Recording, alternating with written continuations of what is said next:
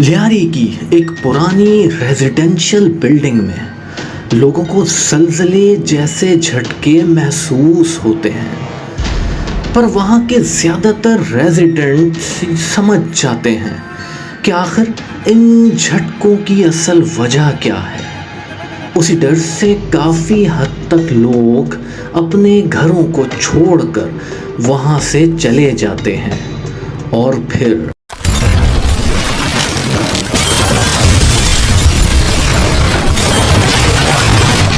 लियारी में होता है एक दिल दहला देने वाला हादसा। रेजिडेंशियल बिल्डिंग हो जाती है मुकम्मल तौर पे कोलैप्स।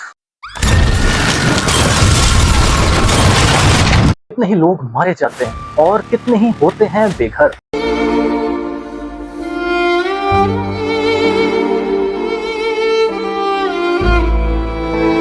और अब जो लोग इसमें बच जाते हैं उनके सामने एक ऐसी जिंदगी है जो मौत से ज्यादा मुश्किल है। कोई पुरसाने वाला नहीं है, कोई हमें नहीं पूछ रहा, हमारे मर्द बेघर है घरों से बाहर मस्जिदों में। अस्सलाम वालेकुम दोस्तों, चंद दिनों पहले फ्राइडे के रोज 4 जुलाई 2025 कराची के लियारी बगदादी के इलाके में एक बिल्डिंग कोलैप्स हो जाती है।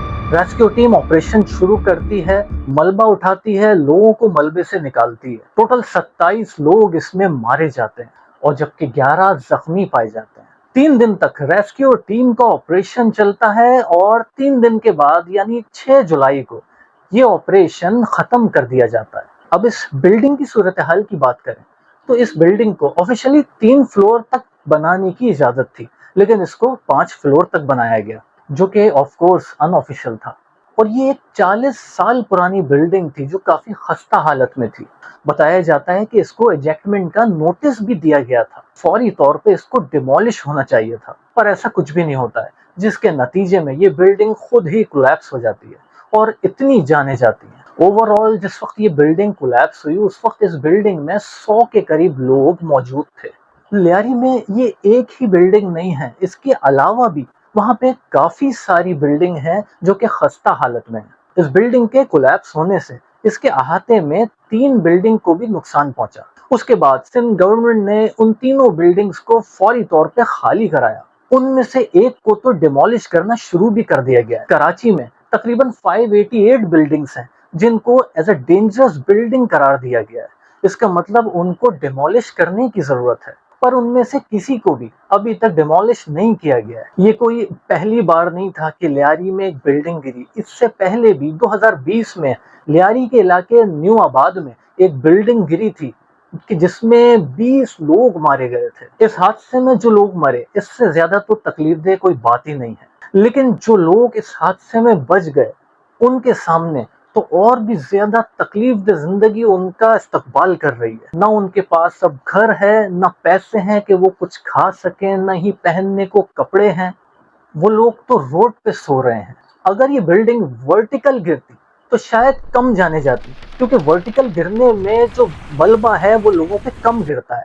लेकिन क्योंकि ये बिल्डिंग कोलैप्स हुई जिसमें लोगों के ऊपर मलबा बहुत ज्यादा गिरा, जिसकी वजह से इतनी ज्यादा फैटेलिटीज हुई। अब अगर बात की जाए कि जिम्मेदार कौन, तो SBCA Sindh building control authority, उसकी टेक्निकल कमेटी ने इस बिल्डिंग को अक्टूबर 2022 में मुकम्मल चेक किया था और इस बिल्डिंग को एज अ डेंजरस बिल्डिंग करार दिया था। बताया तो ये जा रहा है कि SBCA ने इस बिल्डिंग में रहने वालों को 3 बार इजेक्टमेंट के नोटिस भी दिए थे, जबकि वहां के रेजिडेंट्स ने इस बात को मुकम्मल डिनाई कर दिया। उनका ये कहना है कि उनको किसी किस्म का कोई नोटिस नहीं मिला। नोटिस दिया होता तो तुम भी गैस का लेन क्यों नहीं काटा, बिजली का लेन क्यों नहीं काटा, गेट को सबको पुलिस को बुला के तुम सील करो। तुम लोग आते हो, तुम लोग मूवी बनाते हो, सबको दिखाते हो। तुम लोग ये भी तो दिखाओ तुमने नोटिस दिया, किसी को खाली कराया नहीं कराया, वो भी तो मूवी दिखाओ, नोटिस तो दिखाओ किसको दिया है। सिंध गवर्नमेंट ने इस बात की भी इन्वेस्टिगेशन कराई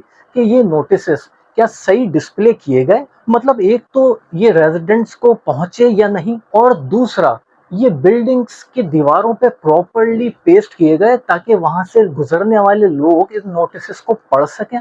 यूटिलिटी डिस्कनेक्शन पर भी इन्वेस्टिगेशन की गई कि SSGC, के इलेक्ट्रिक और वाटर बोर्ड को क्या ये नोटिस भेजे गए कि वो इस बिल्डिंग की गैस, पानी और बिजली को डिस्कनेक्ट करें, ताकि यहाँ पर रहने वाले लोग जल्द से जल्द घरों को खाली कर दें।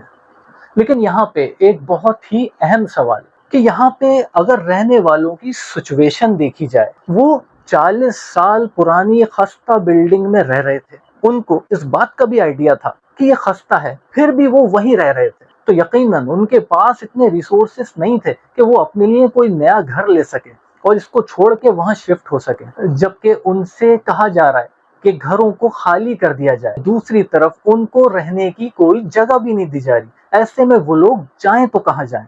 जब ये बिल्डिंग कोलैप्स हुई तो रेस्क्यू टीम भी काफी देर से वहां पहुंची। उनके पास प्रॉपर इक्विपमेंट भी नहीं थे कि इस बिल्डिंग के मलबे को जल्द से जल्द उठाया जा सके। यहाँ तक पता चला कि सोराबगोट के ट्रांसपोर्टर से कांटेक्ट किया गया और उनसे ये कहा गया कि उनके पास अगर कोई ऐसी मशीन्स या इक्विपमेंट हैं जो इस मलबे को उठा सकें तो वो जल्द से जल्द यहाँ लाएं। अब सोराबगोट से लियारी अच्छे खासे फासले पर है, तो आप खुद इस बात का अंदाजा लगाएं कि वहां पे खड़े हुए लोग जिनके प्यारे उस बिल्डिंग के नीचे दबे हुए हैं और मरने पे हैं, क्या वो और इंतजार कर सकेंगे?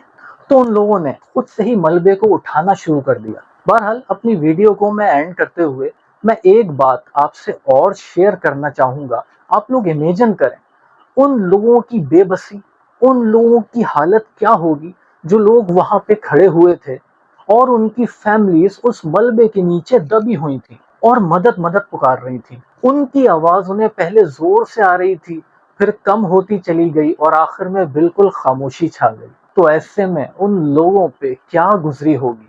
इस हादसे के हवाले से आप लोग भी अपने कमेंट जरूर दीजिएगा। मेरे इस चैनल को प्लीज सब्सक्राइब कर लीजिए। मेरी वीडियो पसंद आए तो इसे लाइक जरूर करें और दूसरों को फॉरवर्ड जरूर करें। Thank you so much.